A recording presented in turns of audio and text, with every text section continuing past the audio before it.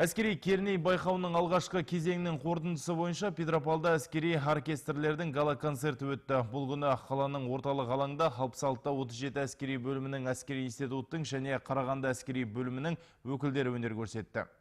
Тәуелсіздік стелласы алдына жиналған жұрт әскери оркестрлердің өнерін тамашалады. Әсіресе майдан әндері мен қазіргі әскери патриоттық әндер тыңдаушылар көңілінен шықты. Әскери оркестрлер музыканың джаз, ұлттық және классикалық жанрларында өнер көрсетті. Бұл әскери Керней әскери оркестрлердің байқауы. Міне Қазақстанда 4-ші рет өтіп отыр. Бірінші бөлімі осы Петропавловскта өтті. Екінші бөлімі ең жақсы оркестрлар Астана қаласында өтеді. Бұл біздің ұлттық ұланның бас қолбасшысының сыйлығына арналған.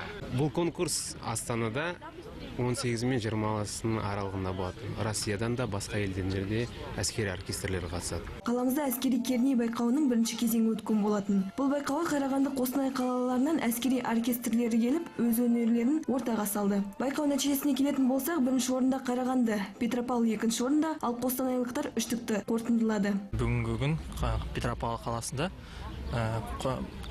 жоғары қолбасшы, ұлттық ұланның қолбасшысына арналған әскери Керней байқауының бірінші кезеңі бүгін өтіп жатыр. Оған Қарағанды, Қостанай, біздің Петропавл қаламыздың екі оркестрі қатысып жатыр. Енді дайындық жақсы болды. Бүкіл оркестрлер өз шеберліктерін көрсетті. Айта кеткен жөн, жеңімпаз оркестр Астанада өтетін республикалық кезеңге жолдама алды. Қазақстан Республикасы ұлттық ұланы әскери институтының оркестрі бұл байқауға конкурстан тыс аттанады.